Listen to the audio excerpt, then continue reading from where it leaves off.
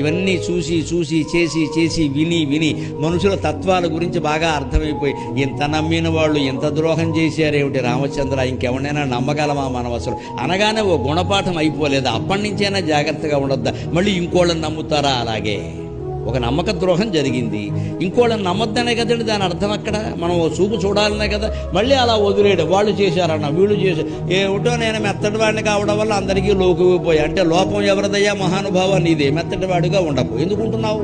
మెత్తదనం మార్చుకోవాలి, మంచిదనం పనికొస్తుంది. కలియుగంలో మెతకదనం పనికిరాదు. మంచితనం వేరు, మెతకదనం వేరు. మంచితనం ఏమిటంటే ఎవరిని ఏమీ అనకుండా ఉండడం. మెతకతనం ఏమిటంటే అందరూ అనే అన్ని మాటలు పడుతూ ఉండడం. అవసరం లేదమ్మా, మనం చేతకాని వాళ్ళం కాదు, జవాబు ఇచ్చేదానికి జవాబు ఇవ్వాలి, మూతి వాచిపోయేలా జవాబు ఇవ్వాలి.